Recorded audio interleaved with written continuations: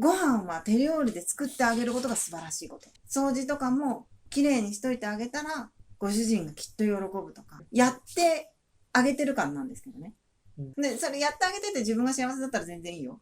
だけど、それ苦痛になってくるときあるじゃないですか。もう疲弊してしまう。はい。こんにちは。はい、こんにちは。はい、今日のテーマは何ですか？今日は、人を幸せにすることとは、人を幸せにするには、どういったことをすれば人を幸せにできるでしょうかと。どう思いますか？まずその意見を先に聞きたい。自分の意見は、やっぱりいつも言ってるのは、選択肢を増やすことだと思うけどね。そうですね。これは、実体験として、幸せにしてもらってる方から、選択肢を増やすということのね、その、人生の豊かになり具合。そこを皆さんちょっとよく意識してほしい。ちなみに選択肢増えるとどうして人生が豊かになるんですか？自分がさ、凝り固まった価値観があるじゃないですか。これしかできない。私にはこれが正しいこと。こういう価値観で、そこにマサトが大体価値観を広げてくれるんですけど、こんな方法もあるよっていうので広げてくれると、自分の価値観が広がるんですよね。そうすると人間が大きくなる。はい、質問です。はい。選択肢が増えると、なぜ自分の価値観が広がるんですか？ごめんなさい、もうちょっと価値観が広がるという言葉がちょっとよくわからないので。じゃあ例えば、マサトね、私もう家事が手一杯だわ。もう、育児もあるし、家事が手一杯よって相談しました。そしたら、じゃあ俺がやるよっていうふうに、マサトが言う時もあるけれども、大体の時は、じゃあ、そんなに困ってるんだったらどこを困ってるのか、まず聞いて、それでマサトは、家事代行サービス頼まない？ウーバーさんとかそういうのでお料理、ご飯はそっちにしない？じゃあお洗濯大変なんだったらドラム式の乾燥機付きにすればいいじゃない。そしたら干さなくていいよ。そういう選択肢を広げてくれる。でもなんかそこで反論するわけではないけど、そんな選択肢元からあったじゃないですか。別にこれ言われなくてもそんな選択肢は元からあったと思うんだけど。わかりやすいところでついたんですけど今ね、主婦あるあるだったり女性あるあるかもしれないんだけど、ご飯は手料理で作ってあげることが素晴らしいこと。掃除とかもきれいにしといてあげたら、ご主人がきっと喜ぶとか、やってあげてる感なんですけどね。で、それやってあげてて自分が幸せだったら全然いいよ。だけど、それ苦痛になってくる時あるじゃないですか。もう疲弊してしまう。そういう時に、疲弊してる時って、大体それしかできないのよね。これが正しいと思って疲弊してるから。そこまで疲弊するほど正しいことだと思ってるからさ。でもそうじゃなくない？こっちの選択肢もあるんじゃないっていうのだと、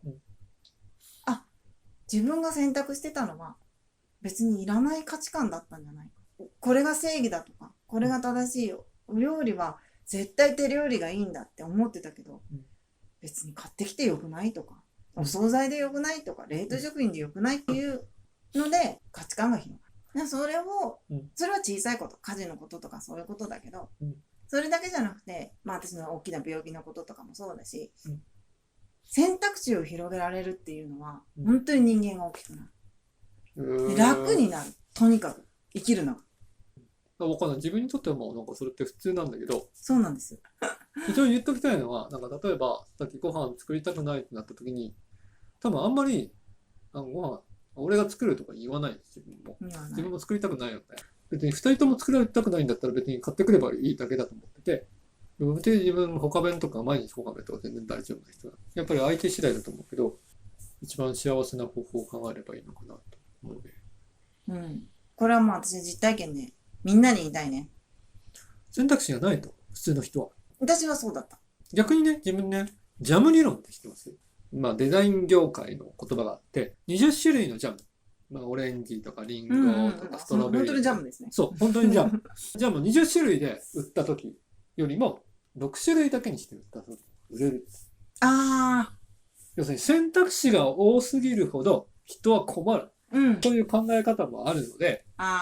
そうですね。で、さっき別の話で、なんだっけ、他の世界を知らないでその会社が全て正しいと思ってる、働いてる人たちも、割と幸せそうに見える。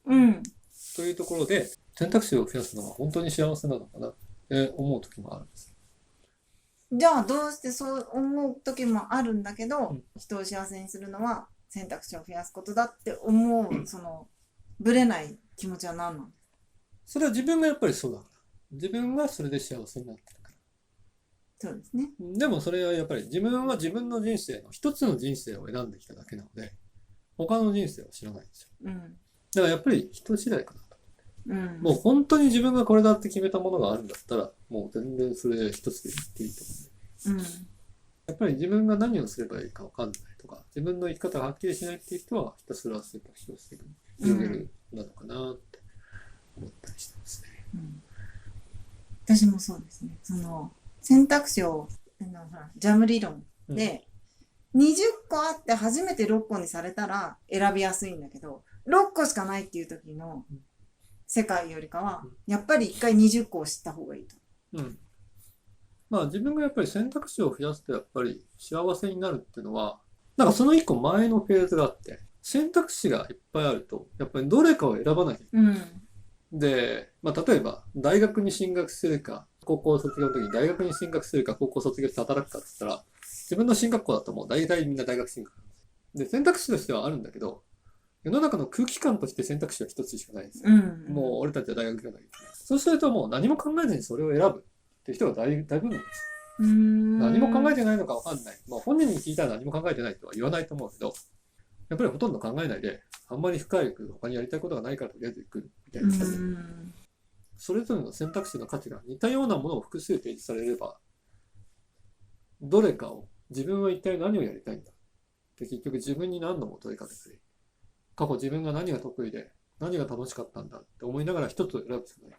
そうやって選ぶと自分のことが分かるし、自分が何が好きなのか分かるし、でも人のせいにできないし、人のせいにできないから自分の選んだ選択でもう責任を取るしかない。もうそれが結果的に自分の思った予想通りいかなくても、それを受け止めて、責任を取るっていうのはやっぱり別に成功しても失敗してもそこからまた次の道を発見するだけなんで、そういう生き方に自然となっていくかな。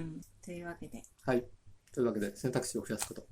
今やってること、今日やりたくないと思ってること、誰も求めてないかもしれない。なので、ちゃんと本当に自分の目の前にある選択肢を全部並べて、ベストなものを選ぶ生き方してればみんな幸せになると思います。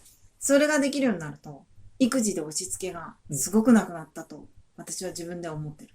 はい、皆さんからの質問や意見お待ちしております。いいねとチャンネル登録お願いします。ではまた次の動画。バイバイ。バイバイ。